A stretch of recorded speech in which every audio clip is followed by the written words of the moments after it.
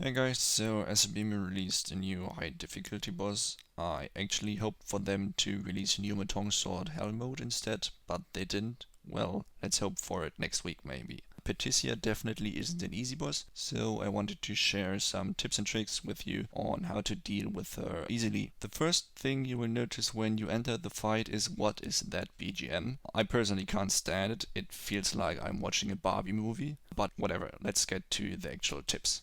Let's start with some basic information. She has 5 different phases, and the mainly difficult part are the last 2 phases. Starting with the interrupts. Tumble is okay for every phase besides the 4th phase. It triggers a full map AoE there. It takes some time to activate, so you can iframe it, but it's still hits for a very decent amount, so you should avoid tumble in the 4th phase. On the 3rd phase, no interrupt works at all, and every other interrupt is fine for all the other phases. The main problem here is she has an interrupt resist, meaning that even if your interrupt skill has 100% chance, it won't land 100% of the time. For example, I'm using hard hit on my dual sword, level 10, which has a 100% flinch chance, but it actually only triggers like every second use. And you have to interrupt some shark fins later to make the fight more easily, so it's definitely luck based if your interrupt will land or not. Okay, let's go through her phase by phase. In the first 2 or 3 phases, I'm not 100% sure right now, she does 3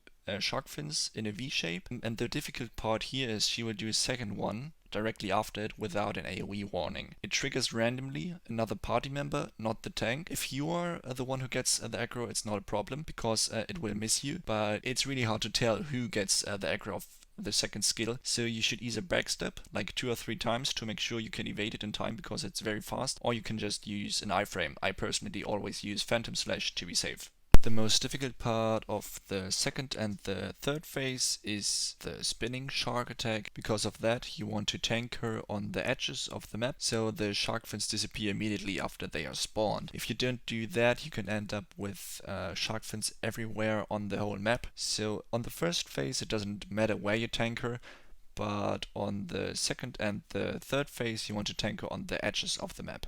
So, the 4th phase, we are getting to the juicy part. As opposed to phase 2 and 3, where you want to tank her on the edges, you want to tank her in the middle now, because for most of the shark fins she spawns, she will go to the middle anyways. And if she has the same spawning point for all the shark fins, they are way easier to avoid.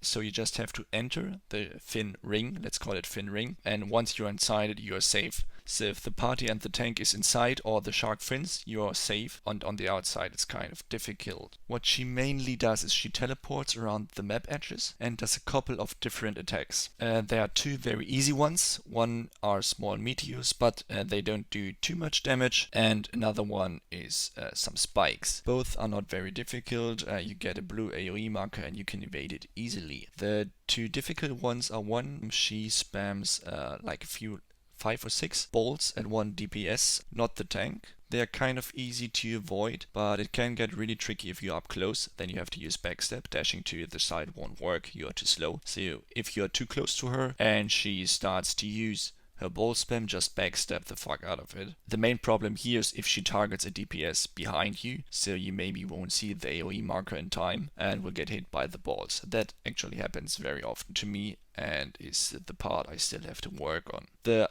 other difficult attack she can do when she spawns to one side is do like a shark fin claw attack, 5 or 6 fins which go over the whole map, and they are one shot or do around, I don't know, like 10k damage if you get hit, so make sure to avoid them. If so, every time she teleports to a side and you Shikuchi to her, make sure she doesn't use the ball spam or the shark claw attack. If she does, prepare your iframe to evade it, or just backstep away so you can evade it easily. So the difficult part here, she gets an additional set of spinning fins, a combination of fire and ice spins. They are HP based at roughly 80%, 50%, 20% and 5% HP. She will back to the middle and spawn at first fire fins, which inflict ignite on hit, and directly after that ice fins, which inflict freeze on hit. They can be interrupted, and they should be interrupted because they make it way harder. Because they are HP based, you can predict them, but here the difficult part is the interrupt resist. So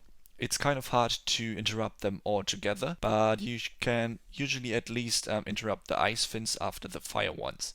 And in my opinion, the ice ones are way more annoying because they slow you. Ignite is just a little bit more damage. But yeah, the fire and the ice ones are really the part you want to pay attention to and try to interrupt it as good as possible. Try to support the tank in interrupting them. Usually the way we do it is that the tank spams shield cannon to try to get the stun, and I spam hard hit and try to get the flinch. So we have a high success chance of, at the very least, to interrupt the ice fins after the fire fins. So on to the last phase and the fifth phase. I feel like most people struggle with the fifth phase the most, even though I personally find the fourth phase way more challenging. The fifth phase gets really easily once you get the timing of those area-wide AoEs down. Let's start with the two easy ones. She will do a ball spam of 3 big lightning balls. They have a very, very huge AoE, even though they look small, so don't get confused there. And the difficult part here is they detonate once somebody moves in range. So you're standing, let's say, 20 meters away from the boss, and the boss spawns the lightning balls, and the tank is up close. The tank makes the lightning ball detonate, and you are in the detonation radius, so you will die immediately. So that's really difficult. The other part is you shouldn't start moving as soon as the first ball is casted, because the AoE is so huge. If you spread them above the whole map, you basically have no chance of evading. So at first, wait until the boss spawned all 3 balls on one side, and then start to dash to the other side of the map, so it's easily to dodge. Immediately after the 3 lightning balls, she will do 3 fatal dashes. They are very easy to avoid with manual evasion, but they are still fatal. You just evade 3 times and you are done. Okay, so far for those patterns, the last 2 are the more difficult ones. One is a crisscross pattern. She goes back to mid, jumps up, and then kind of kneels down. And then she will do a lot of like a crisscross linear pattern. They are very fast, and the safe spots are on the edges of the map, so you need to move away from her. So that's the way to dodge it. They are very fast, so you definitely need to use manual evasion or break step if you're in the right position to evade it. A way easier way to dodge it is to iframe it. I have it easy to say because I have Phantom Slash on dual sword. Other iframes are harder to time, but for example, if you can time your Megadachi or whatever right, it's very easy to avoid.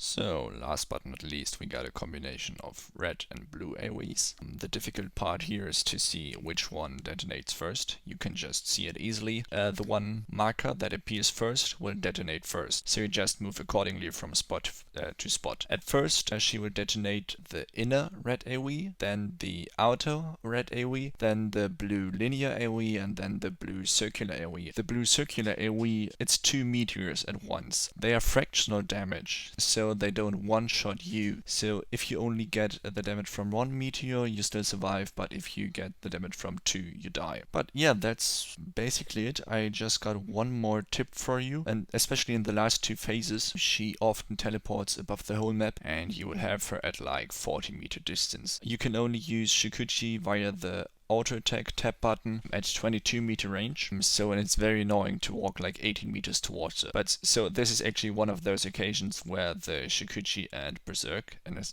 I think it's a few other skills, but I'm not sure, Bug can be useful, because after those few skills, Shikuchi will automatically activate. So you just do a cheap combo. I just have my usual buff combo with Warcry as an ender. So I'm at 40-meter distance, use my combo with Warcry or Berserk at the end. I don't hold the movement button and I automatically move towards the boss, even if she's 40 meters or plus away. So that's it, I'm done. Thank you.